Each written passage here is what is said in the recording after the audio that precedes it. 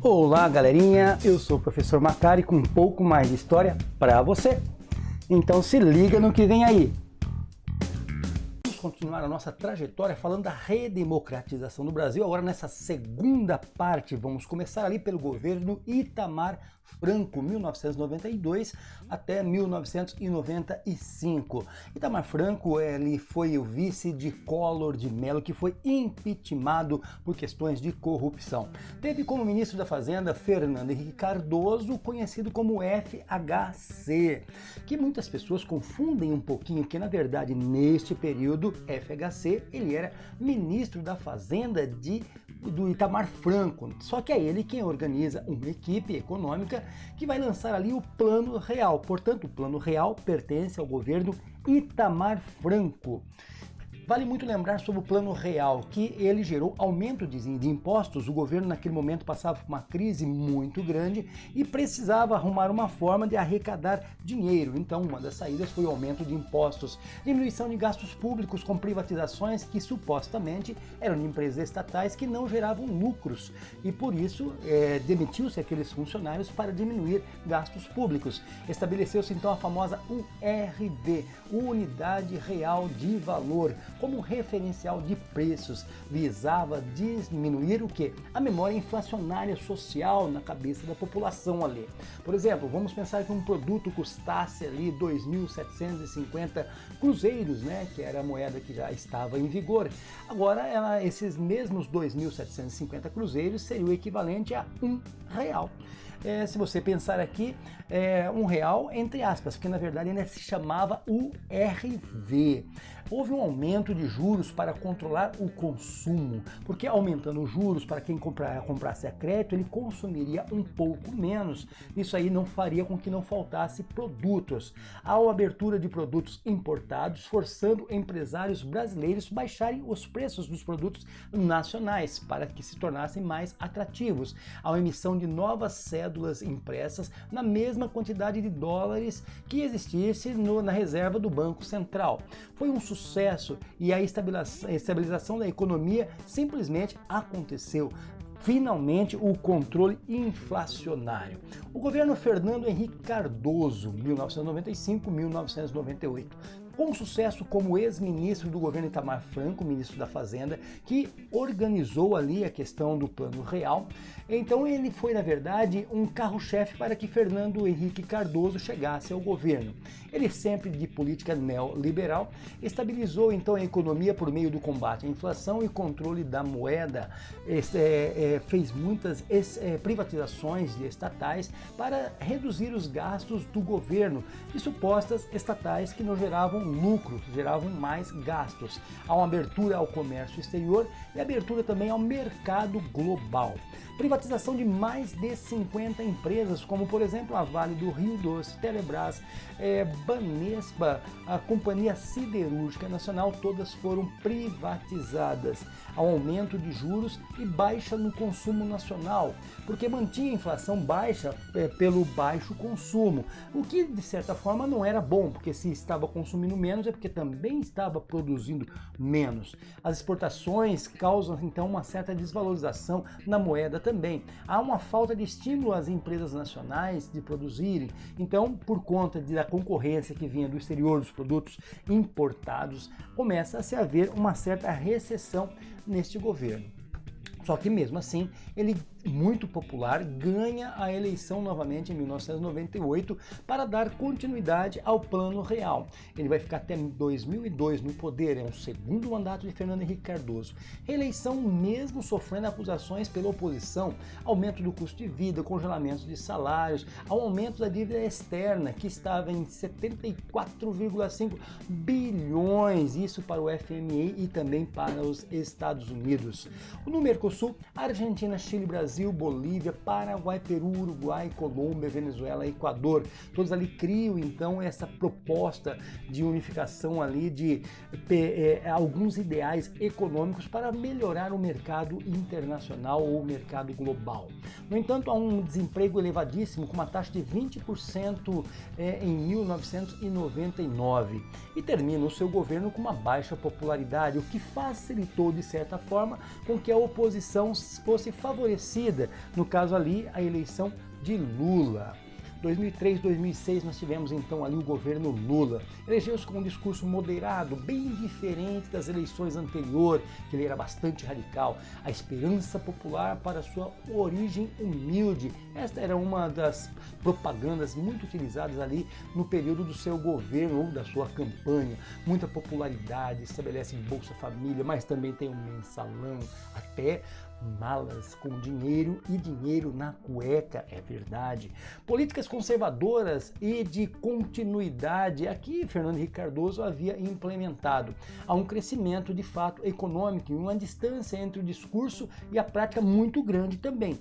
De fato, ele não foi tão radical como se dizia ser no período que ele estava candidato. A participação de importantes reuniões globais, lá está o Lula em todos aqueles lugares, no Fórum Econômico Mundial, no Fórum Social Mundial. Também há um crescimento no país, uma ótima imagem econômica internacional do Brasil. Há uma diminuição da inflação, consideravelmente. Políticas de assistência social são implementadas, como Fome Zero, Bolsa Família, Luz para Todos, Minha Casa, Minha Vida, ProUni e assim por diante. Lembrando que muitas destas políticas sociais já existiam, elas foram simplesmente unificadas e dado uma nova roupagem. Há uma crise também, a famosa crise do mensalão, onde o governo está totalmente recheado de escândalos, denúncias de corrupção.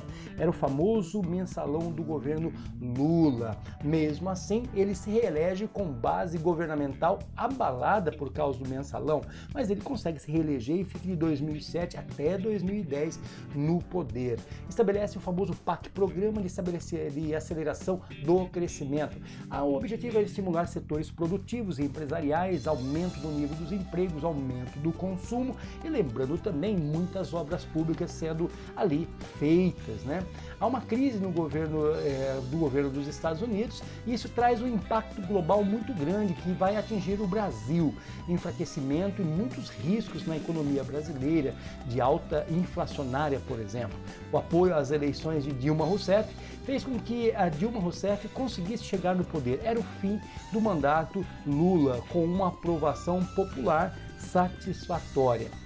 O governo Dilma, ela vai conseguir chegar ao poder em 2011 com o apoio de Lula e ficará até 2014 no seu primeiro mandato. Ministra-chefe da Casa Civil, que ela era lá no período do Lula, também foi primeira-ministra do Brasil. É o equivalente a mais ou menos isso. Dá uma continuidade dos programas de assistência social colocadas ali, implementadas por Lula, mas luta contra a pobreza extrema, segundo pelo menos o discurso.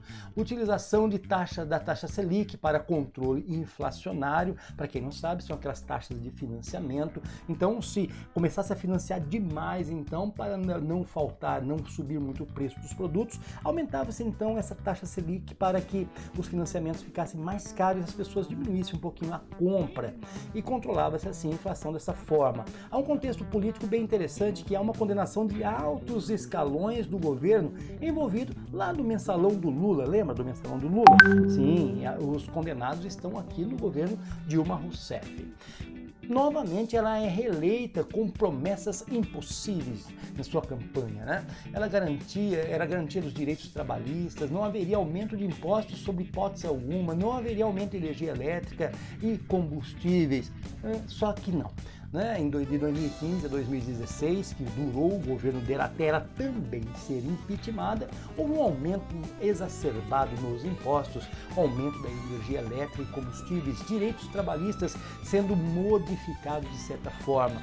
Há uma forte queda da popularidade de 46% porque estava apoiada com o governo Lula para terminar o seu medíocre governo com 10% apenas de popularidade, ou seja, 90% não queria mais ela no poder. O contexto político dela ali, sem dúvida nenhuma, muitas denúncias de corrupção em diversas empresas estatais como a Petrobras, BNDES, aquelas empresas que você até hoje vê envolvidas nos escândalos da famosa Lava Jato, né? Denúncias também trouxeram manifestações populares contra o governo, principalmente ali no período em que o governo Dilma é considerado por muitos o mais corrupto e desastroso da história. É a única da história deste país. É recordista de corrupção, escândalos, atrapalhadas e desastres econômicos como nunca houve.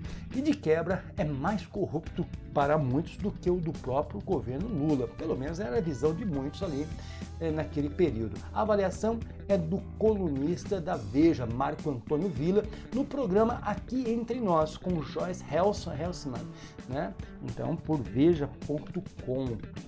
Nós vemos ali muitas pessoas nas ruas que vão começar a fazer manifestações, primeiro com uma questão de centavinhos, de questão de aumento dos ônibus, mas no final acabou vindo reivindicações e manifestações de todas as origens que você imaginar, fazendo com que as ruas ficassem sempre lotadas em manifestação contra o governo. Dilma gastou demais e não cumpriu a meta fiscal, essa era uma das notícias então que surgia ali naquele momento. Não cumprir a meta fiscal é crime de responsabilidade, segundo a Constituição, no artigo 85, lei de 1079, 1950, artigo número 10. Por conta disso, né, em 13 de março, famoso 13 de março, todo mundo viu aquela campanha Vem pra Rua, ou você vai ou ela fica, esse era o pensamento. E o pessoal foi pra rua mesmo e ela foi impeachmentada. Olha só o placar do impeachment, né? 55 a favor, 2, isso aqui no Senado, né? 2 então estavam ausentes, mas 22 eram contra, perdeu ali também. Em 31 de 8 de 2016 era o fim do governo petista, início do governo Michel Temer. Governo esse que nós falaremos em outro momento, que durou de 31 de agosto de 2016 até 31 de dezembro de 2018, aonde ele vai passar o governo ali então para o então presidente Jair Messias Bolsonaro. É isso aí, pessoal. Continuem assistindo os nossos vídeos do canal. É isso aí, pessoal. Vamos ficar por aqui na nossa aula de hoje, mas olha, se liga nas próximas aulas que estão vindo de história, tá? Aquele beijão no coração. Tchau, tchau. Valeu!